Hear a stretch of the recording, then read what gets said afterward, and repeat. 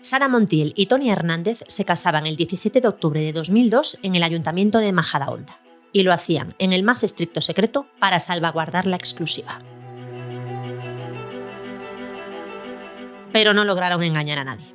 A la salida les esperaba una multitud de prensa y curiosos. La novia, de incógnito, se hacía la sorprendida y en un intento a la desesperada por ocultar el recién ocurrido enlace, decía: ¿Pero qué pasa? ¿Pero qué invento es esto? No era ningún invento. Todos los ahí presentes sabían justamente lo que acababa de ocurrir en el ayuntamiento. Incluso les gritaban: ¡Vivan los novios! Sara ponía cara de estupefacción. Si no nos hemos casado. Una señora afirmaba apuntando con el dedo desde el otro lado de la ventanilla del coche: ¡Que sí que te has casado! ¡Que sí! ¡Que lo ha dicho la tele! Parte de la prensa se refirió al episodio como bochornoso, una especie de circo.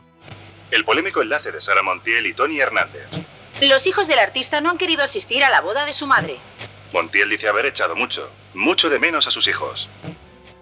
No se entendía que una mujer de 74 años se casase con un hombre de solo 36, con, en teoría, el único motivo de vender el reportaje a Lola. Nadie creía que allí hubiese amor de verdad, aunque Sara Montiel decía todo lo contrario en la exclusiva de la revista. Me he casado porque quiero mucho a Tony y me siento muy a gusto a su lado. Aquella boda y la histórica portada de Hola, con ella luciendo un tocado de flores y un maquillaje agresivo, son ahora tan parte de la leyenda de Sara Montiel como su imagen sobre el escenario cantando La Violetera. Las parejas y maridos de Sara Montiel siempre se habían ajustado como un guante al momento y circunstancia de la estrella. Su matrimonio con Tony Hernández, por insólito que pareciera, era solo una encarnación más de esta realidad. La realidad que daba forma al mito de Sara Montiel, la diva por excelencia del cine español, mito erótico de varias generaciones y artista de calibre internacional.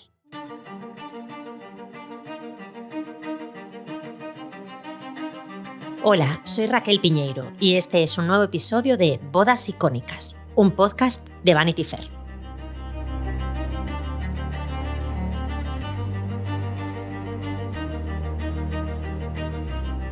Sara Montiel y Tony Hernández. Para Sara Montiel era el cuarto matrimonio, para Tony Hernández el segundo. El amor entre ambos parecía no entender de edades. Sara le sacaba ni más ni menos que 35 años a su nuevo esposo. Se dieron el sí quiero la mañana del 17 de octubre de 2002, en una ceremonia civil, a la que tan solo asistieron dos testigos, el doctor Claudio Mariscal y Luis Fernando Carrasco. Fue un matrimonio tan controvertido como efímero, solo duró un año. En 2003, Sara rompía con Tony. Se dijo que por presión de sus hijos. Este fue su último gran revuelo como artista. Carlos Ferrando, periodista, autor del libro La delgada línea rosa y amigo de Sara Montiel. No fue el final esplendoroso que fue toda la carrera de Sara Montiel. Un término suele repetirse cuando se habla de la construcción de la carrera de Sara Montiel: la figura del Pigmalión, el hombre mayor que la define y crea. Es fácil señalar al primero que ejerció ese papel con ella. Fue Miguel Miura, el genial dramaturgo y humorista. En sus trepidantes memorias, Vivir es un placer, Sara lo presenta así. Cuando conocí a Miguel yo tenía 17 años y él 40. Y me enamoré de él. Pero antes de hablar de Sara Montiel, que fue su nombre artístico, tenemos que remontarnos a sus años como María Antonia Abad. Su historia era como la de tantos españoles del momento. Hija de una humilde familia manchega que, tras nacer en Campo de Criptana, se había pasado la infancia en Orihuela, a donde se había trasladado para que mejorase el asma de su padre. Su descubrimiento artístico también había sido 100% español. Durante la Semana Santa de 1941, la Antonia, de 13 años, había cantado una saeta desde un balcón al paso de Jesús Nazareno. Su interpretación conmovió tanto a los Ezcurra, unos empresarios de la radio y la prensa, que se la llevaron a vivir a Valencia en calidad de protegida y de inversión. Pronto la presentaron a un concurso de talentos en Madrid, organizado por la productora Cifesa. Y pese a caerse nada más salir al escenario, la dicharachera joven ganó. Así fueron sus primeros pasos como artista. A mediados de los años 40, la Antonia adolescente se trasladó a vivir a Madrid con su madre. No era más que una de tantas otras jovencitas que llegaban a la capital con la sempiterna maleta de sueños por cumplir. En su caso, ser actriz de cine, como su admirada Ingrid Bergman. Pronto comenzó a relacionarse con los nombres del Star System español del momento. Alfredo Mayo, Amparo Ribelles, Fernando Fernán Gómez, María Dolores Pradera, que se convirtió en una buena amiga, y ahí empezó a figurar con papelitos en películas, siempre de secundaria. En 1945, cuando conoció a Miguel Miura, Antonia era todavía analfabeta. Las monjas del colegio, a las que adoraba, solo le habían enseñado a coser y cantar, no a leer ni escribir, y se aprendía los guiones de oído. Alguien tenía que leérselos. La diferencia de edad, de trayectoria y de circunstancias no fue un óbice para que iniciaran un romance que duró 4 años y del que ella no tiene más que buenas palabras. Así lo cuenta en sus memorias. Miguel flipó por mí y yo por él. Pero él lo hizo de una manera más responsable, más cariñosa y dulce que yo. Yo no era tan dulce como aparentaba. Yo fui la que le metió caña y la que quiso casarse. Él no, porque en ese sentido me respetaba muchísimo. Pero yo quería estar con él. Y estuve. Fue el primer hombre que tuve en mi vida, el que me hizo mujer. Pero yo quería más. Antonia explica que estuvieron 1 año saliendo juntos antes de empezar a tener relaciones sexuales. A Antonia, de una belleza pasmosa, no le faltaban pretendientes. Incluso se acostumbró a llevar alfileres cuando subía al tranvía para que no le metiesen mano los moscones. Algunos, como el poderoso productor Cesario González, que la había acosado y hecho proposiciones que hoy serían denunciables y un gran ejemplo del Me Too. Y otros más humildes como el portero de su edificio. Pero ella solo tenía ojos para Miguel, sin importarle que fuera mayor, cojo y un soltero impenitente. Era maravilloso como persona, lleno de humor y de cerebro, puro talento, y lo que son las cosas.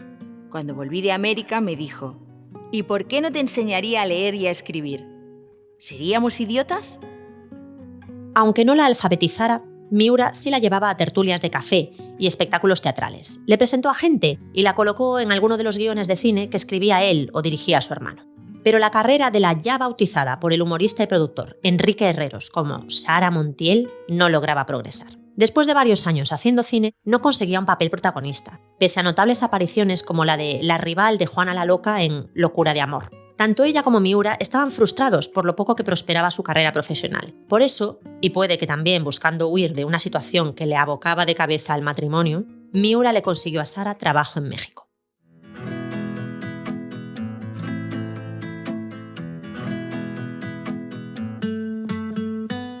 En abril de 1950, Sara se embarcó para América con su madre. Al aeropuerto acudieron a despedirlas María Dolores Pradera y Miguel Miura. A la joven se le hincharon los ojos de tanto llorar. La vibrante México de los 50 era entonces el epicentro de la cinematografía latinoamericana, con una profunda relación con Hollywood, y también el punto neurálgico de otro mundo bien distinto, el de los exiliados del franquismo. Allí apareció el segundo Pigmalión en la vida de Sara, el poeta León Felipe. Se repetía el patrón de Miura, un hombre intelectual y mucho mayor, este de 64 años, que se enamora de Sara y la ayuda a abrirse al mundo y a ampliar horizontes. En esta ocasión ella no se enamoró de León Felipe más que platónicamente, pero al menos él sí le enseñó a leer y a escribir. La animó a estudiar teatro y hasta le compuso versos. En tus bellos pardos ojos, el sol de la mancha ríe, en tu boca 2 claveles, de tus labios hacen nido. Nunca llegaron a acostarse. Sí lo hizo con Juan Plaza, el líder comunista exiliado, a quien no amaba, pero sí deseaba físicamente. Fue León el que me presentó en el Café de París a Juan Plaza, de quien era muy amigo. Luego, cuando se enteró de lo que surgió entre nosotros, tuvo un arranque de celos que casi me mata. León Felipe me pegó. Por eso sé que yo lo herí. Ha sido el único hombre que me ha pegado. Me zarandeó, se le fue la mano y yo me sentí como si le hubiera traicionado, pese a que, en rigor, no lo había hecho.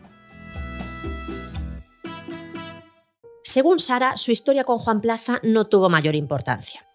Pero hay que tener en cuenta que Sara Montiel puede ser una fuente muy jugosa y no demasiado fiable en algunos momentos. Los rumores, las versiones contradictorias y los episodios oscuros ayudan a forjar la leyenda de las divas.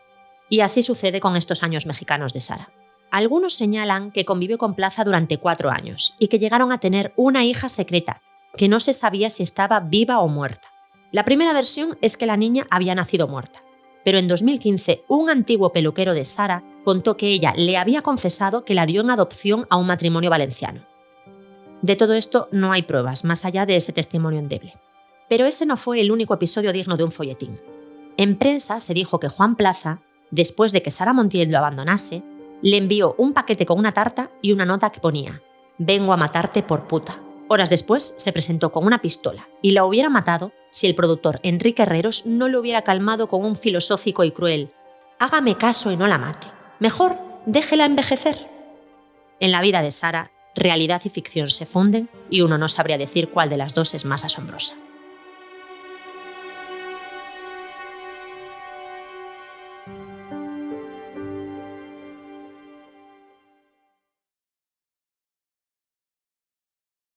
Volviendo a la carrera de Sara, la etapa mexicana fue próspera.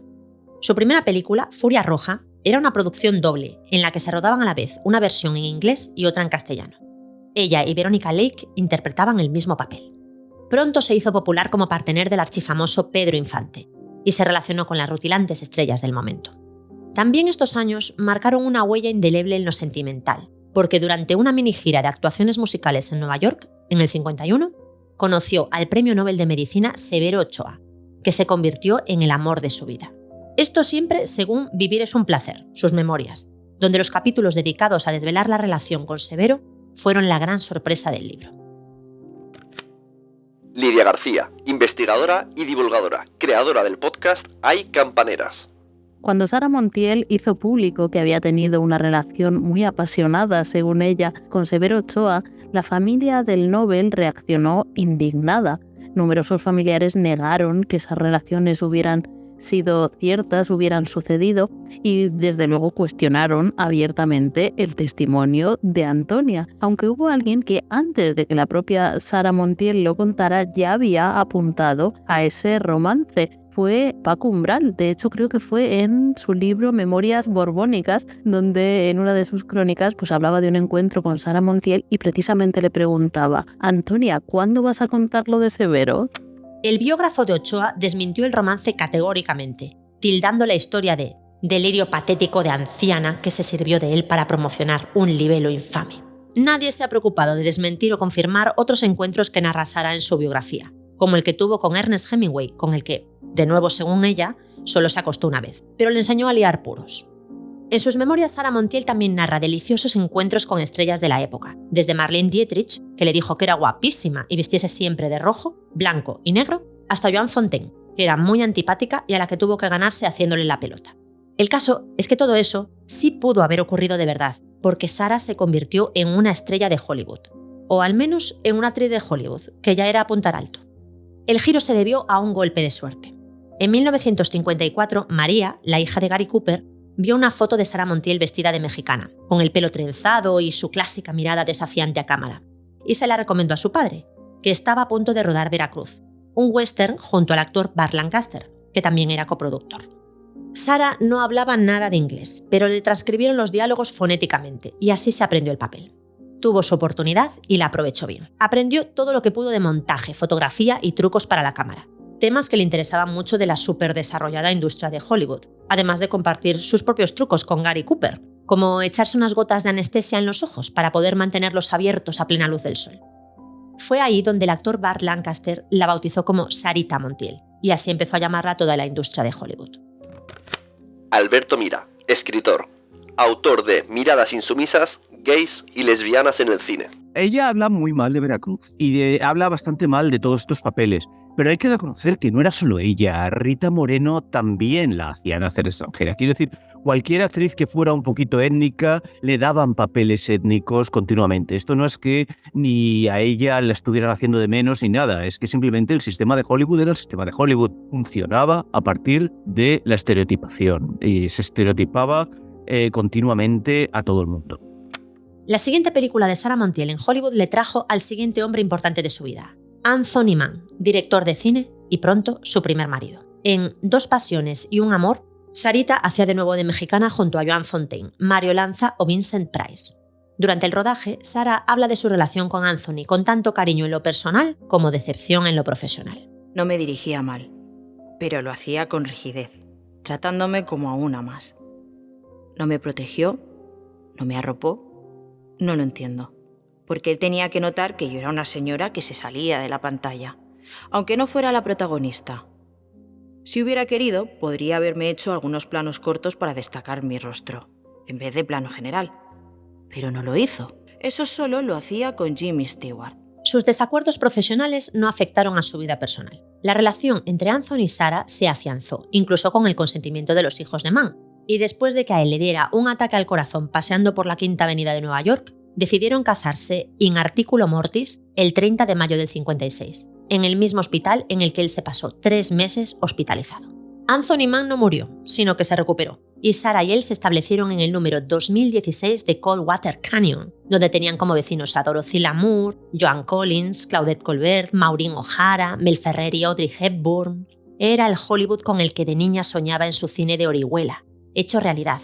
Y ahí se codeó con James Dean, Alfred Hitchcock, Marlon Brando, con el que compartió unos huevos fritos, Greta Garbo, con la que jugó al tenis, Natalie Wood, Arthur Miller, que le cayó fatal, Marilyn Monroe, Billie Holiday. Trabajó con Cary Cooper, con Caster, etcétera, etcétera. Y que según ella, la noche antes de que se murió James Dean, estuvo con ella. Y he sido de los que lo he contado porque ella me juraba que era verdad. Y yo no me lo creía nunca, pero yo lo decía y ella escribía, no me consta. Pero ningún sueño se cumple del todo sin su parte de decepción. Sarah comenzaba a estar frustrada por su carrera en Hollywood. Pese a haber aprendido inglés, el siguiente papel que le ofrecieron fue de india, en la película Yuma, de Sam Fuller. Parecía que solo podía hacer roles de india o mexicana, siempre secundarios, y convertidos en un estereotipo según la visión estadounidense del mundo. No podías salir de ahí. Los productores te encasillaban en ese tipo de papeles. Y a pesar de que se diga que en la construcción de Sarah Montiel influyeron mucho los distintos hombres maduros que ejercieron de pigmaliones con ella, lo cierto es que el triunfo, el auténtico triunfo, solamente le llegó por sí misma. Durante una visita a España después de 5 años en México y Estados Unidos, el director Juan de Orduña, con el que había trabajado en Locura de Amor, le dio a leer el guión de una película en la que estaba trabajando. No había apenas presupuesto y no sabía cuándo llegaría a cobrar, pero el papel le encantó. Era del todo distinto del encasillamiento en el que estaba viéndose sumida en Hollywood, así que aceptó. En noviembre de 1956, Sarah volvió a España para rodar El último cuplé, una película de género musical. Había tan poco presupuesto que tenían que grabar las escenas en una sola toma, para gastar solo el film imprescindible. Algunos trajes estaban hechos de papel, confeccionados por un bailarín del Molino de Barcelona con lentejuelas pegadas y adornos del envoltorio dorado de los caramelos. El último cuplé se grabó en unas condiciones bastante precarias. Había problemas presupuestarios e incluso el marido por aquel entonces de Sarah Montiel, Anthony Mann, llegó a decirle que abandonara el proyecto porque aquello tenía muy mala pinta. Debido a esa escasez de medios, se produjo una carambola que marcaría el éxito de la película y de la carrera de Sarah. La cantante encargada de doblar las canciones que cantaba Sarah en la película exigió cobrar por adelantado. Como Juan de Orduña no podía pagarle en ese momento, la mujer se largó y hubo que recurrir a Sarah para que grabase en una mañana todas las canciones con su propia voz. Ella lo hizo con mucha ilusión. Cantar en una película musical siempre había sido su sueño.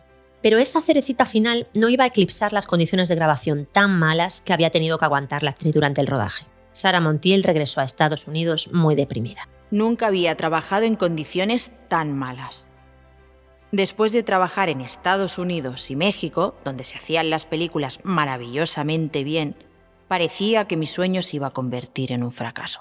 Pero entonces ocurrió el milagro. En mayo del 57 se estrenó El último cuplé y fue un éxito sin precedentes.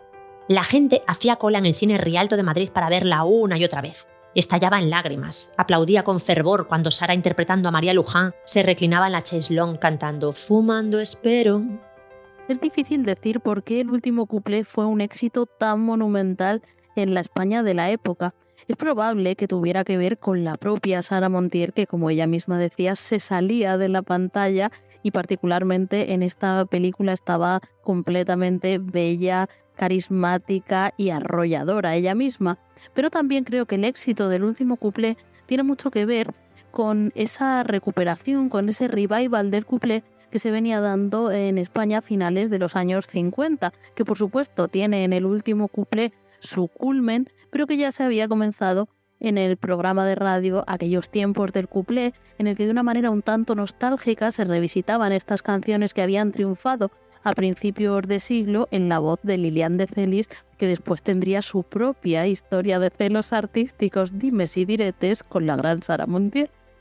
La crítica masacró la película, pero el público, como siempre, le dio igual. El último cuplé logró poner de moda de nuevo el género musical del cuplé, en la voz insólita de Montiel.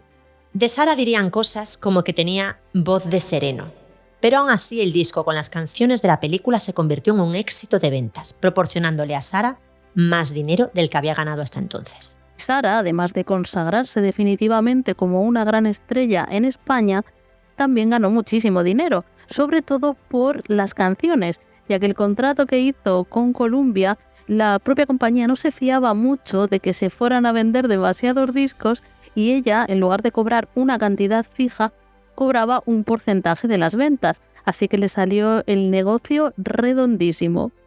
Después de tantos años de trabajo, por fin se había convertido en una estrella. Y no solo en España, también a nivel internacional. La película fue un éxito en todos los países en los que se estrenó, eclipsando a películas de producción propia, en lugares tan insólitos como Francia, la India, Turquía, Egipto, por supuesto toda Latinoamérica e incluso al otro lado del inaccesible telón de acero. Así desapareció mi carrera en el cine norteamericano, algo que tenía muy claro mientras hacía Yuma. En todas partes cayó el último cuplé como una avalancha, y en todas partes triunfó. ¿Quién en un caso así querría volver a hacer de India? A todo esto, Anthony Mann y Sara Montiel seguían siendo pareja, una pareja atípica, desde luego. El mismo año del estreno de El último cuplé, decidieron celebrar una boda en condiciones más agradables que en la cama de un hospital, y volvieron a casarse. La ceremonia fue el 28 de agosto de 1957. Como en Estados Unidos me casé por lo civil, aquí me excomulgaron. Me llamaban la amante del americano. Yo con 29 años y mi marido con 52. La amante del americano. No es que ya me considerasen una mujer soltera, es que me consideraban una mujer mala, como se decía entonces, una pecadora.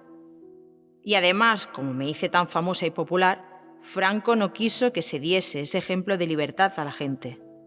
Aquel era un mundo totalmente horrible, y no hace falta que sea yo quien lo diga.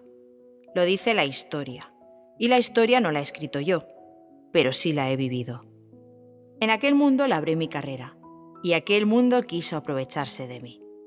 Franco me utilizó, a través de Cesáreo González me utilizó. Cuando mis películas se convirtieron en auténticos bombazos en la Unión Soviética y sus países satélites, me mandaron a Rusia y a Rumanía. A Rusia fue a cambio de petróleo y a Rumanía a cambio de madera. Hechos como el de no acudir a la recepción anual que hacía Franco a las folclóricas en el Palacio del Pardo podría haber perjudicado su carrera. Pero no fue así. Es más, El último cuplé, La Violetera y las siguientes películas fueron marcando y estableciendo el mito de Sara Montiel. Ella no contó con asesores, ideólogos ni managers. Ella misma lo dice en sus memorias. A mí no me hizo nadie, me hice yo misma. Su belleza, que se salía de la pantalla, su llamativa voz grave que volvía sexy hasta el arsa para arriba, polichinela. En una época de represión y en la que se negaba toda libertad, ella era excesiva, lujosa y evocaba con cada mirada el sexo y los placeres carnales. Toda pómulos, escote, con su susurrado y boca de piñón. Ella es muy consciente del tema imagen. Ella se quejaba mucho de lo barata que era, de lo cutre que era la industria española, ¿no? Entonces ella añadía un elemento de glamour que venía muy de Hollywood. En cuanto a su imagen en la pantalla, hace algo que en España casi nadie se atrevía a hacer en 1957, que es mostrar un cierto erotismo carnal. De esta manera de mover los labios, utilizar los primeros planos de una manera determinada. Luego, otra cosa es que ella aquí en Hollywood había sido una persona muy secundaria. Aquí inmediatamente se convirtió en la reina del mambo. Ella venía de Hollywood, ella sabía cómo se hacían las cosas y ella decía: la cámara aquí, la luz aquí, yo hago esto, maquíllame de esta manera, yo tengo mi propio peluquero, el director de fotografía quién es. Y esto era un temperamento muy Hollywood. Esto aquí en España era muy poco usual en aquella época. La presencia de Sara Montiel en pantalla resultaba bastante rompedora en la época, muy transgresora, y esto tenía que ver, por supuesto, con su sensualidad. Sara Montiel exudaba sensualidad en cada plano y conseguía sortear siempre de alguna manera la censura de la época, manteniéndose en esos límites de lo posible, pero desde luego retándolos con una presencia a la que los espectadores españoles pues no estaban acostumbrados en absoluto. Las trayectorias de Anthony Mann y Sara Montiel llegaron a ser tan distintas que por mucho que él rodase en España El Cid, se veía que no tenían futuro como matrimonio. No ayudó tampoco que Sara se cayese por las escaleras, embarazada de 8 meses, y perdiese al hijo que esperaba en el 58. Fue el primero de sus abortos. Al final, cuenta ella, nos divorciamos muy bien porque nos queríamos, si no, el divorcio hubiera sido una catástrofe. Aún después de divorciados, Sara y Anthony siguieron manteniendo una relación cordial e incluso convivían cuando él iba de visita a Madrid. Todo un caso de pareja insólita, bien avenida. No ocurrió así con su siguiente marido, el empresario de la SEAT, José Vicente Ramírez Olaya, conocido como Chente. La propia Sara no se explica por qué se casó con él. Era un hombre de edad parecida a la suya, empresario, muy español, muy normal, y con el que no tuvo relaciones sexuales antes de casarse. Yo creo que se casó con él porque se enamoró de él y probablemente, y ahora ya estoy elucubrando, se enamorara también de la idea de un chico sencillo, estudioso, que le ofreciera de alguna manera una vida más simple, alejada del foco y del mito de Sara Montiel. Probablemente tuviera también algo que ver con esa fantasía de imaginarse a sí misma en un entorno más sencillo que pronto descubrió que no era en absoluto para ella. Por muy echada para adelante que Sara fuese en la decisión de casarse con Chente, tuvo que influir el hecho de que para ella fuese realmente duro vivir como mujer perdida en la España del franquismo. Él me aseguró: tenemos que casarnos, porque tú estás muy sola y no te conviene. Una vez casados, tú sigues siendo Sara Montiel y yo te protejo. Fui tonta. Me vi enredada no sé cómo y acepté. La boda se celebró en la iglesia de Montserrat de Roma, el 2 de mayo del 64, con solo 12 invitados. En el mismo momento de salir de la iglesia tras la boda, después de dejar mi ramo en la tumba de Alfonso XIII, descubrí el error que había cometido. Bueno, Antonia, me dijo, vete olvidando de ser Sara Montiel. Nosotros vamos a formar una familia. Yo trabajaré con más ahínco, pero no quiero que mi mujer sea Sara Montiel. Se ha terminado lo de dar autógrafos a nadie, porque Sara Montiel ya no existe. Ahora eres la señora de Ramírez Olaya, Antonia Abad Ramírez Olaya. Pero ni la novia ni el mundo estaban dispuestos a que ocurriese algo así. La relación fue un fracaso desde el primer día, y muy pronto empezaron a vivir separados. Aún así, según Sara, Chente se hizo con parte de las ganancias de su esposa poniendo a su nombre varias propiedades. No consiguieron la anulación matrimonial hasta 1978.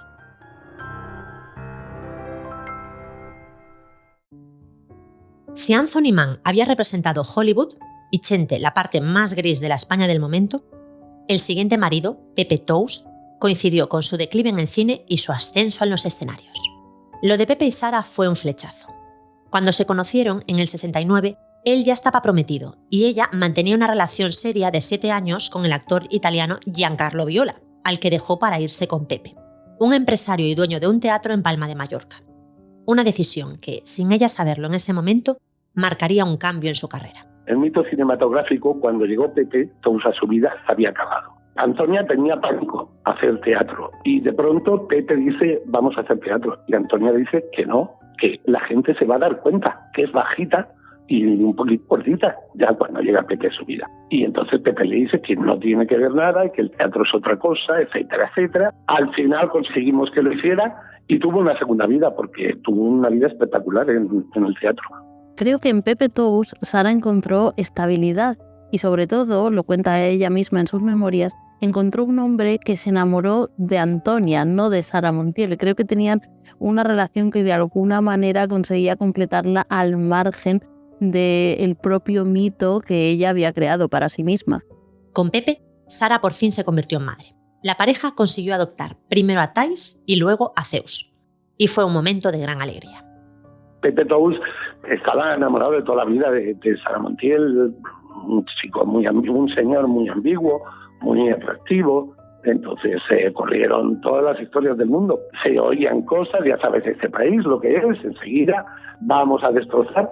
Pero yo solo lo que vi que se quisieron muchísimo y que con los hijos se portó como Dios. Pepe y Sara, ya casados, eran una presencia habitual en prensa y televisión en la época. Justo cuando ella dejó de hacer películas en los 70 porque eran horribles. Así las consideraba ella al menos. La estrella se centró en sus discos y espectáculos teatrales, mientras era cuidada y mimada por su marido, que le ayudaba con el vestuario, la música, la publicidad. Era empresario y a la vez pareja, hasta que murió de un cáncer el 25 de agosto del 92. Lo fuimos todo. Enamorados, amantes, amigos. Discutíamos porque todo lo hablábamos, porque nos queríamos, porque todo lo compartíamos. Yo nunca la vi tan feliz como la historia que estuvo con Pepe. Toda la relación la viví éramos amiguísimos, me lo contó Pepe, no me lo contó ella, y me dijo que siempre quería que estuviera con ellos.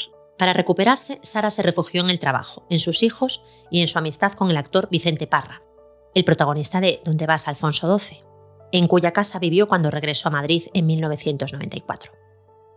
Y cuando parecía que Sara se había quedado en esa señora entrañable que se dejaba ver de vez en cuando junto al sempiterno Giancarlo Viola, imitada por travestis y humoristas, desempolvada del cajón para hacer promociones en la MTV, entonces apareció Tony Hernández en el horizonte. La prensa rosa del recién llegado siglo XXI enloqueció.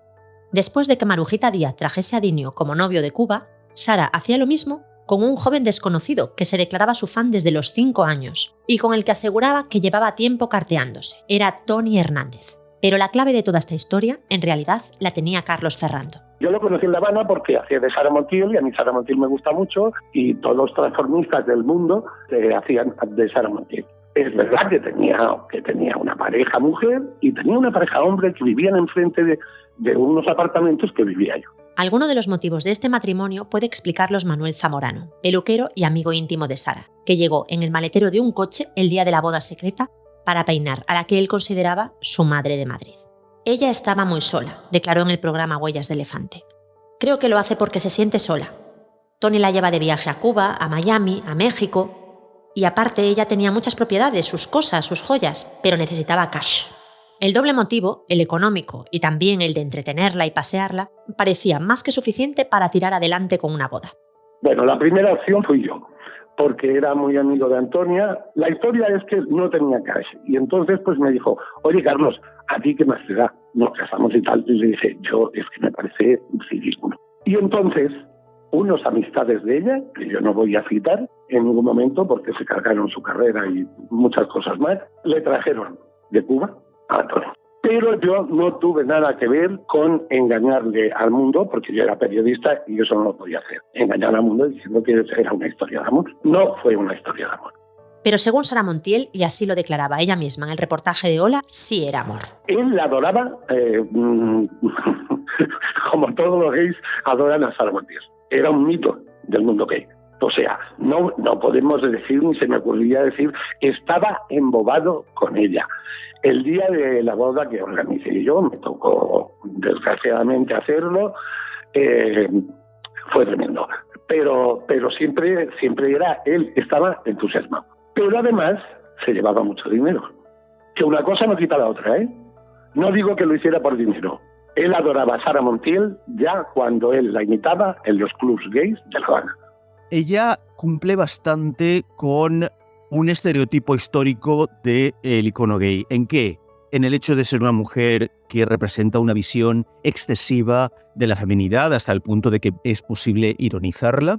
En el hecho de que actúe mucho en películas donde ella es un objeto de la mirada. Participa mucho en películas musicales. El musical siempre ha sido un género muy de público gay. Mirar a los trajes, mirar los decorados, mirar el maquillaje, frente a las películas de hombres, que son películas en que, no sé, western, las películas de guerra, las películas de acción. Sara Montiel además fue lo suficientemente inteligente como para saber reconocer a su público. Ella hablaba a los gays. Llega un momento en que ella se da cuenta de quiénes eran su público, de quiénes eran quienes la seguían y quiénes eran quienes hacían más ruido a la hora de seguirla. Entonces ella responde a las demandas de este público. Una cosa es que el matrimonio con Tony Hernández, mitad falso, mitad verdadero, encajase con el mito de Sara Montiel.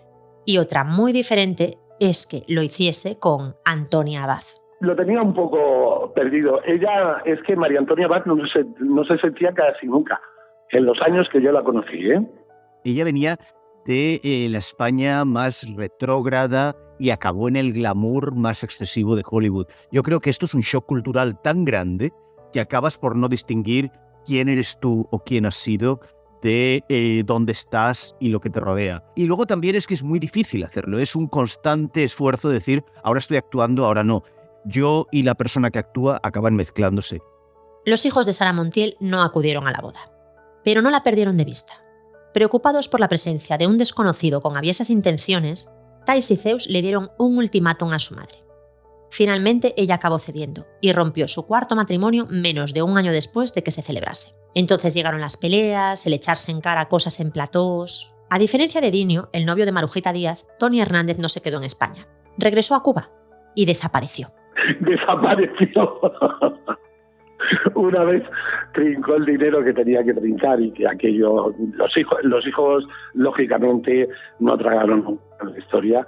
La sabían, o sea, sabían la historia porque Antonia se lo contó bien, pero no lo entendían porque cada vez había más reportajes. Él se iba muchas temporadas a La Habana y venía cuando hacía falta dinero. Siempre nos quedará la duda de qué habría sido de la imagen de Sara Montiel si este episodio nunca hubiera pasado. Hay quienes creen que el matrimonio montaje podría haber perjudicado su legado. Yo creo que ella creía que iba a acrecentar el mito. Yo creo que fue un momento trash. Y fue un momento en el que para mucha gente todo lo que sea un poco, haya un elemento de indignidad, haya algo como camp, excesivo, que no sea creíble. Todo esto les gusta, por lo tanto, si parte del mito de Sara Montiel era esta cosa camp, esta cosa excesiva, evidentemente benefició a esta imagen. No creo que fuera de la manera que ella creía, pero tampoco estoy seguro de que la gente que amaba a Sara Montiel esto les pareciera del todo mal. Les pareció un momento sana. Es que no sabéis cómo ha controlado su carrera siempre. Lo que pasa es que las carreras se acaban y ya está. Antonia, gracias a Alaska y Mario, acabó con un hit. O sea, con más años ya que la tosferina. Cuando Sara Montiel falleció en su casa del barrio de Salamanca el 8 de abril de 2013, nada de eso importaba ya. Quedaba la actriz, el sex symbol, Sarita, Saritísima, Antonia, 85 años vividos muy intensamente. Ya en sus años finales, ella resumía así su trayectoria. El amor de mi vida era el cine. Es la emoción del público lo que yo quise conseguir, como lo conseguía Ingrid Bergman y todas esas actrices a las que admiraba. Y me voy a morir habiéndolo realizado, porque se me realizó. Y en sus memorias, Sara Montiel daba con una frase inapelable. La vida es a veces más increíble que muchas películas.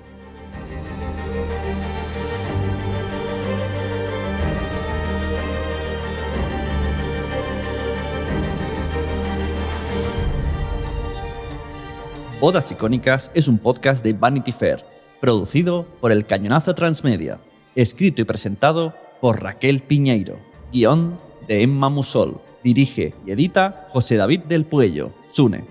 Redacción, Margot Martín, Ana Isabel Loaiza y Marisa Mañanós. Producción ejecutiva de El Cañonazo, Luis Alcázar. Dirección de producción, Manfredi Giannoni. Producción ejecutiva con D. Nast, Sara Ramos.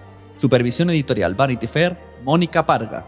Diseño visual, Cristian Migueliz. Agradecimientos a Paloma Rando.